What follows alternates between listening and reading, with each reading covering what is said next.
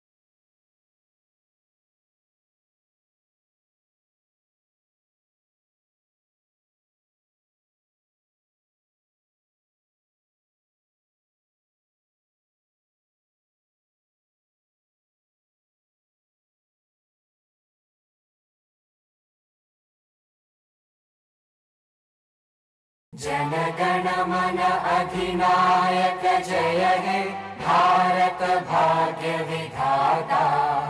पंजाब सिंध गुजरात मराठा द्राविड़ उत्कल बंगा। विंध्य हिमाचल यमुना गंगा उज्जल जलधि तरंगा। तव शुभ नामे जागे तव शुभ आशीष मांगे। गाहे तव जय गाथा जनगण मंगलदायक जय हे भारत भाग्य विधाता। जय हे जय हे जय हे जय जय जय जय हे।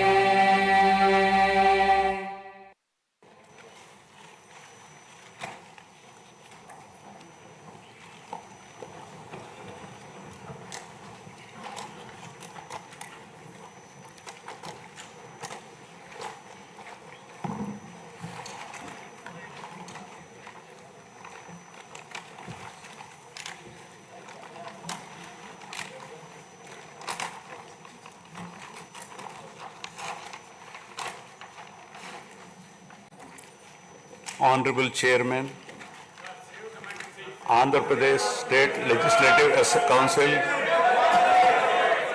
Honorable Speaker, Andhra Pradesh State Legislative Assembly, Honorable members of the State Legislature,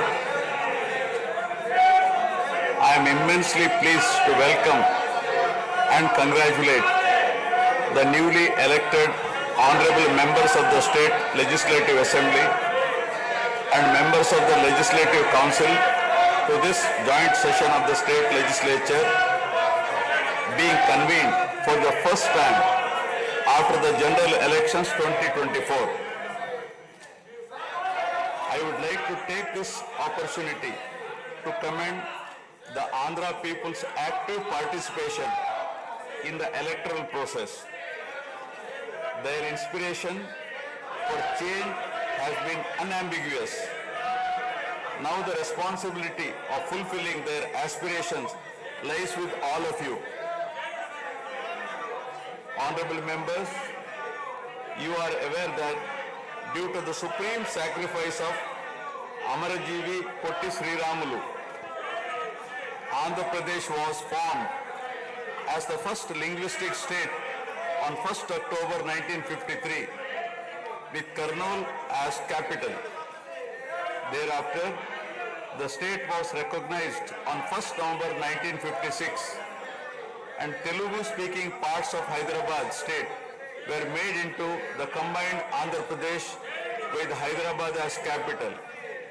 Accordingly, a lot of Telugu people moved to Hyderabad. Again, in June 2014, the people of Andhra Pradesh were forced to undergo another reorganization of their state, the most damaging experience of all. The united Andhra Pradesh was bifurcated unscientifically, undemocratically, and without adequate consultation with the stakeholders. This has left an indelible mark on the minds of the people of the residual state of Andhra Pradesh. The turbulence caused due to multiple state reorganizations and the resultant disruptions have deprived Andhra people of a sustained long period development and progress. Today we stand at a juncture where the people have to again take up the task of rebuilding their state. As time has progressed, it has become evident that the Andhra Pradesh Reorganization Act 2014 does not compensate enough the residual Andhra Pradesh for the loss of prosperity and development opportunities. The state bifurcation has imposed an unprecedented strain on the economy of the state.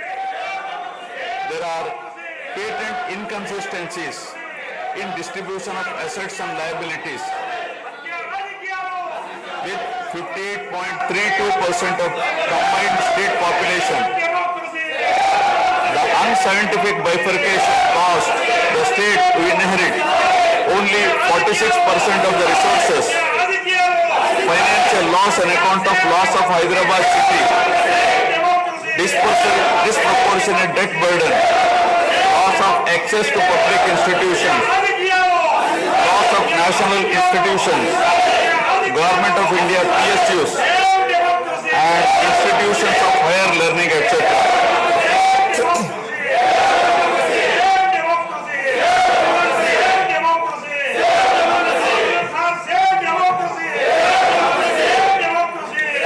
One can see that scientific criteria for apportionment were not adopted, while the residual state inherited huge revenue deficit.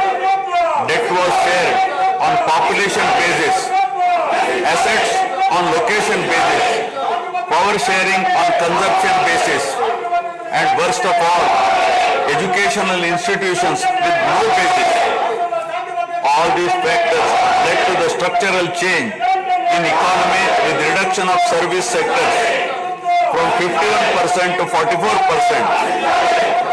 The per capita income too fell from 1,06,176 for the combined state to rupees 93,121 for AP.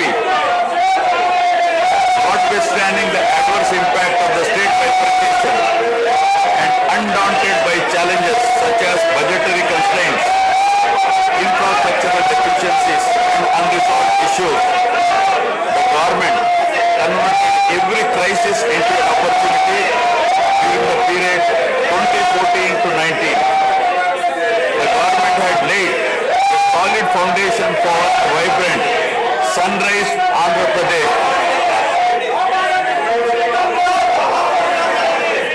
The then government focused on the inherent strengths of the successor state of Andhra Pradesh, its 974-kilometer coastline, providing opportunities for port-led development and requisite environment for manufacturing activities. The fertile river plains supporting agriculture and allied activities, the passing of 3 industrial corridors through the state, rich natural and human resources. A reflection on the state's performance during the 5-year period of 2014 to 19 gives a clear picture of the balancing act between development and welfare. Completion of prestigious Pattasima project by linking of rivers Godavari and Krishna in a record time of 1 year. Completion of 72% of Polavaram project so that it could be made fully operational by 2021. Prioritization of other irrigation projects, drought proofing measures, real-time governance, development of Amaravati region through land pooling, construction of new secretariat and legislature building are a few examples worthy of mention. All the milestones achieved during 2014 to 19 were possible because of the visionary leadership of Sri Nara Chandrababu Naidu, the Honorable Chief Minister of Andhra Pradesh. In this regime, the state attracts attracted marquee FDIs like Kia Motors, emerging as #1 state continuously in ease of doing business rankings.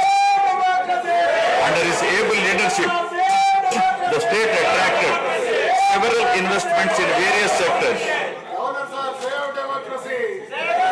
The government initiated development of Kakinada SEZ port, Bhavanapadu and Ramayapatnam ports, expanded airports and increased the state road network. The development of infrastructure was balanced with welfare measures such as increase in old age pension, farm loan waiver, scholarships to students, construction of houses, etc. These development and welfare measures led to compound annual growth of 13.5% between 2014 to 19. While the state was set to take off on the path of high growth, the change of regime in 2019 again brought back the disturbing time for the nascent Andhra Pradesh. The state that already bore front of bifurcation in 2014 was rather unfortunate to have witnessed yet another bigger debacle in the form of inept governance, where the people were threatened and officers demoralized. In fact, the damage and losses during the period 2019 to 24 have been more severe compared to the state reorganization in June 2014. The government that assumed charge in 2019 started a destructive note with demolition of Praja Vedike that continued unabated till the end of the regime 2024. During this regime, democracy was at peril. People were in a state of fear and hardly enjoyed any freedom of living.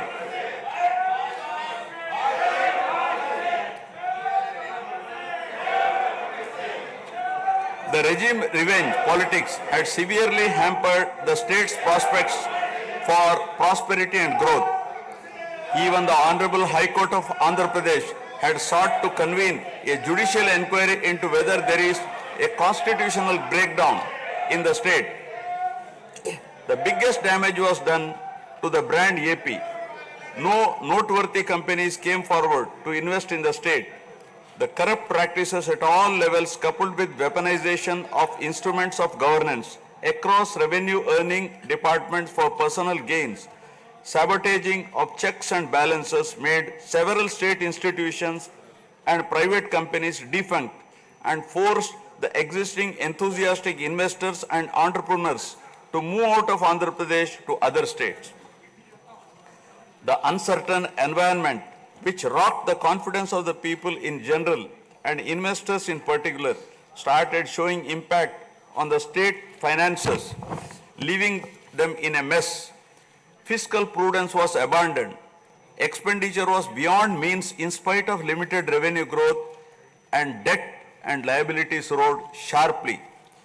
Financial management is manifested by diversion of funds, higher taxation despite high inflation, increase in power sector liabilities, neglect of capital expenditure, which eventually resulted in slowing down of the economy.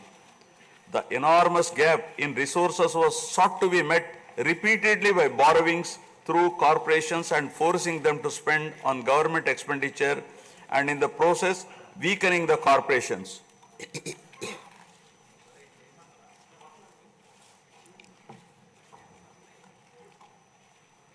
In view of the inordinate delay in clearance of the bills due to strained financial position of the state, many vendors and contractors have approached High Court of Andhra Pradesh for relief and filed cases against the government. About 25,000 cases have been filed for bill payments, which is unprecedented. The sheer number of contempt cases with personal appearances and arrest warrants against officials in several cases resulted in systematic humiliation and victimization of bureaucracy. This led to complete demoralization of administrative machinery. the capital expenditure reduced by 60% in 2019-24 compared to 2014-19. Departments such as water resources and transport, roads and buildings, which undertake substantial capital works, were left critically short of funds to carry out any works. The capital expenditure on water resources has reduced by 56%, and that on roads and buildings by an alarming 85% during this period.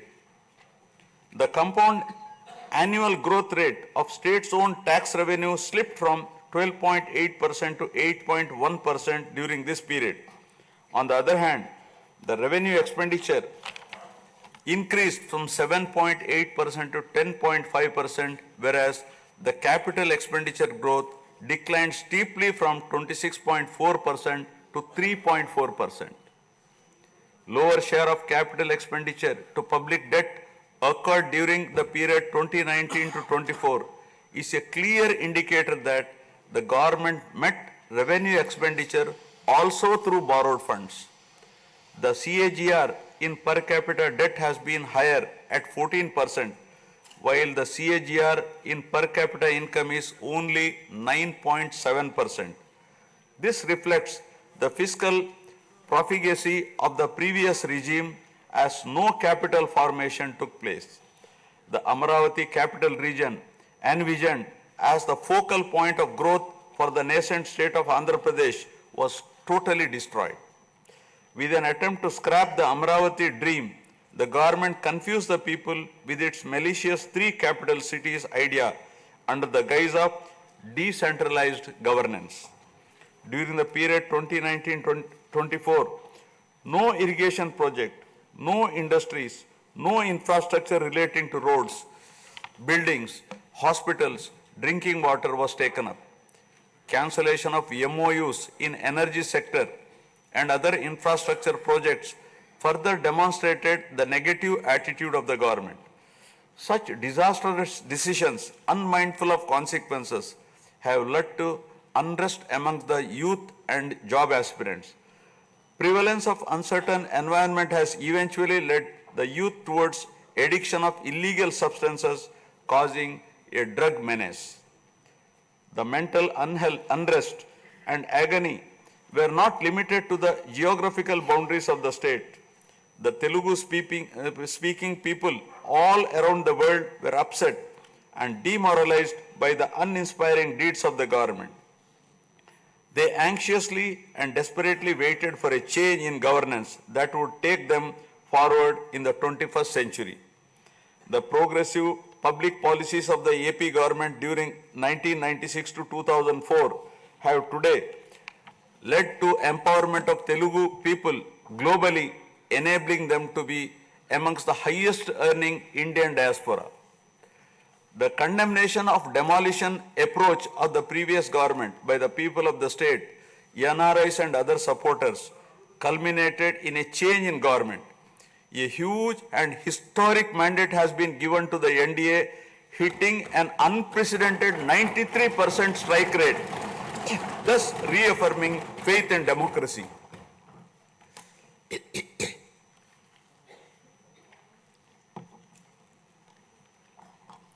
I sincerely congratulate the people of Andhra Pradesh for their wisdom in electing a government that discharges its duties with a futuristic view.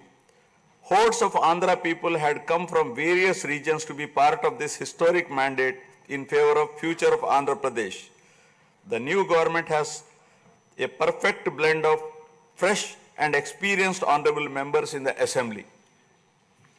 I once again welcome all the members who will be instrumental in making right policies in the interest of good governance and in the spirit of cooperative federalism. Honorable members, at this juncture, I feel it is also important to recall the glorious past of Andhra Pradesh. Renowned as Annapurna, rice bowl of India, the state used to support other states in ensuring food security. As a leader of self-help group concept, Andhra Pradesh stood out as an example in developing entrepreneurship, knowledge economy, and cultivating thrift amongst poor women. Use of IT in all areas of welfare and development was the cornerstone of state's vision. The misrule of the previous government, which lacked transparency, have compelled this government to put the facts before the people about the disruption of systems and rampant corruption prevailing during the last 5-year term. Accordingly, my government has released a series of white papers highlighting numerous discrepancies in fund utilization, misappropriation, resulting in huge loss to the state exchequer and the natural resources base of the state. I would present some of the key takeaways of the white papers. Completion of Polavaram, the lifeline of Andhra Pradesh, is of the highest priority. The Polavaram project has been completely derailed.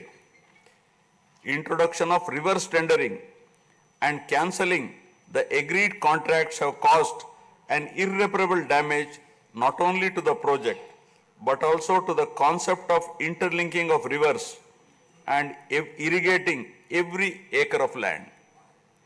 Unilateral announcement of 3 capitals for the state resulting in 1,631 days of farmers' protest.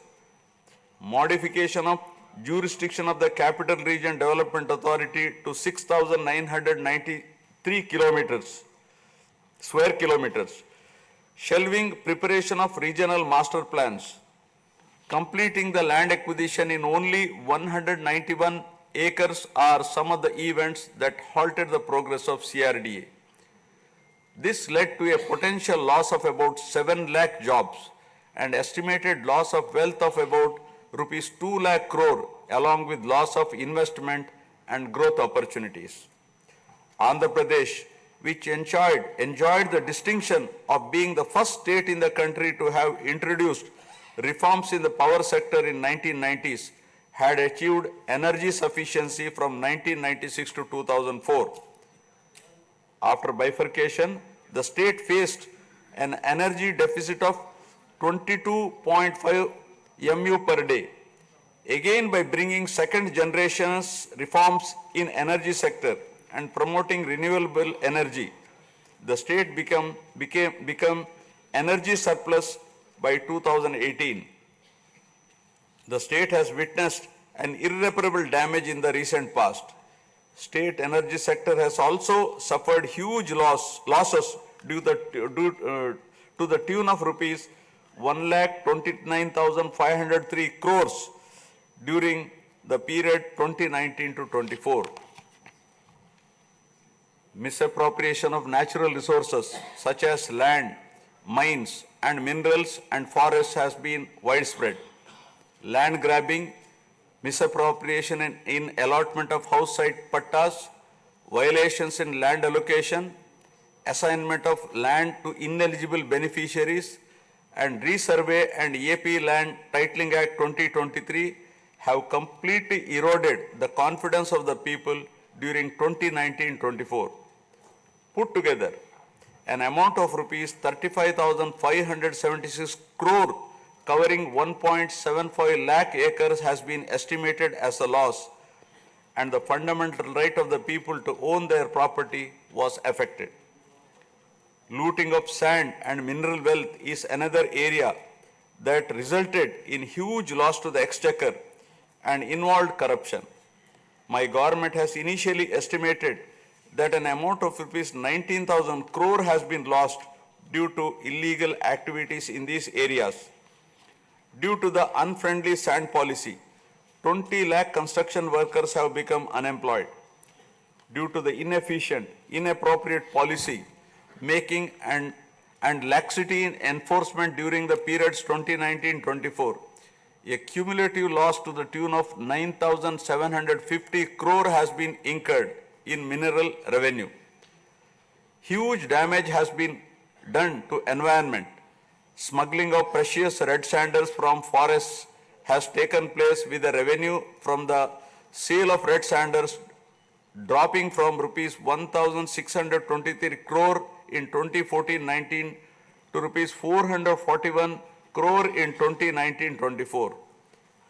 The destruction of mangrove forest land and Rishikonda Hill in Vishakhapatnam have also damaged the state's heritage and culture. The government misused law and order machinery during 2019-24 by harassing dissenting voices.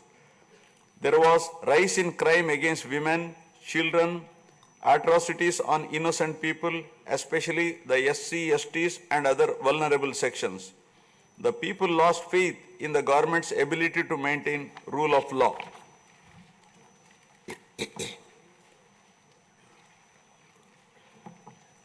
The previous government also made a mockery of the excise revenue streams of the state. The VAT on excise was reduced and diverted to AP State Beverages Corporation as a special margin, which otherwise would have come to the government as revenue. The government levied the additional retail excise tax on the issue price of liquor sold by APSBCL and escrowed the same for repayment of loans taken by APSDC. While the APSBCL started supplying low quality liquor and introduced unknown brands at significantly higher rates, there was increase in black money due to smuggling of IMFL across the border districts. These policy practices have caused irreparable damage to the excise revenue streams of the state. As a result, it has become difficult for the new government to meet even the essential committed expenditure with the reduced revenue of the state. The overall debt has more than doubled in last 5 years, with huge outstanding payments of salaries and pensions, debt repayment for the debt burden of about 10 lakh crore, payments for the power sector dues, civil supplies and other liabilities has become challenging. Putting the governance back on track is truly a Herculean task. My government has already started fulfilling the pre-poll promises and announced that steadfast commitment to Super 6 promises. My government has launched its trademark people-centric governance soon after assuming office with a series of measures such as announcing a mega DSC for filling up 16,347 teacher vacancies, abolishing the Land Titling Act, enhancing social security pensions to rupees 4,000, organizing a skill census, and reopening the Anna canteens to provide food for the poor at a very nominal rate of rupees 5 and supply of free sand. My government will initiate other important measures also. I am sure my government, under the able and proven leadership of Shri N. Chandrababu Naidu Garu, the Honorable Chief Minister of Andhra Pradesh, and Shri Pawan Kalyan Garu, Honorable Deputy Chief Minister, with complete support of Shri Narendra Modi Garu, Honorable Prime Minister of India, will make all-out efforts in fulfilling the aspirations of the people for developing the state.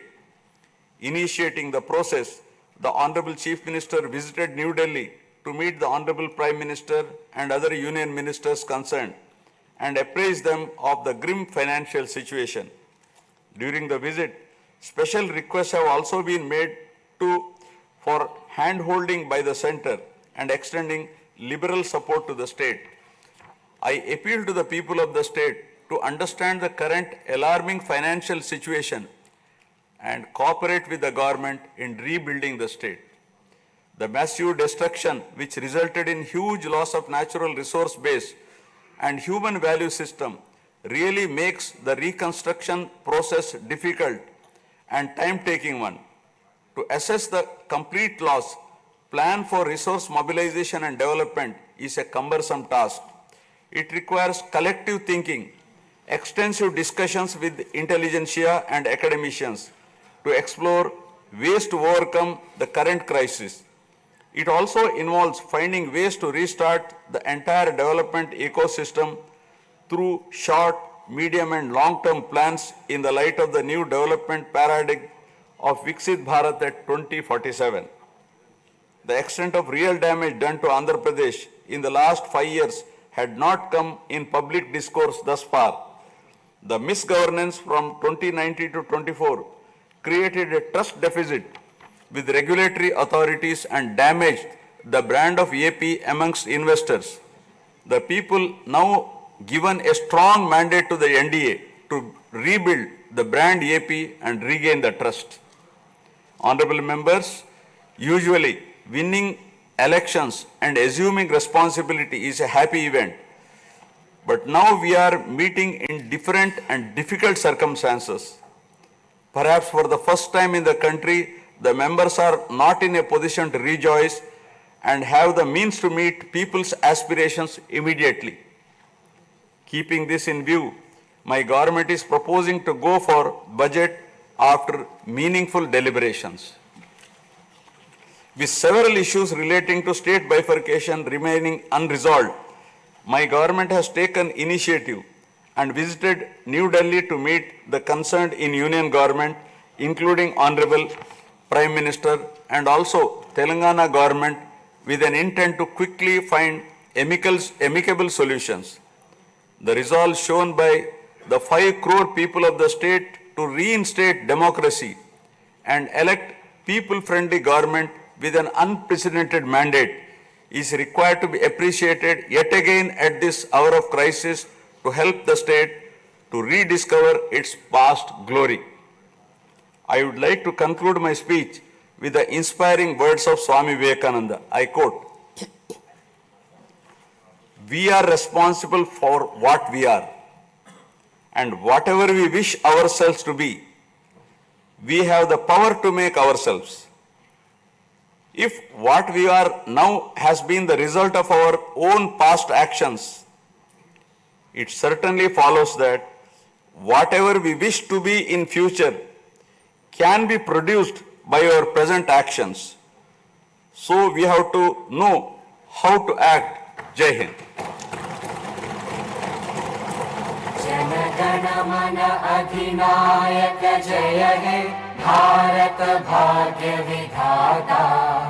Punjab Sindh Gujarat Maratha Dravid Utkal बंगा विंध्य हिमाचल यमुना गंगा उज्जल जलधि तरंगा। तव शुभ नामे जागे तव शुभ आशीष मांगे गाहे तव जय गाथा। जन गण मंगलदायक जय हे भारत भाग्य विधाता। जय हे जय हे जय हे जय जय जय जय हे।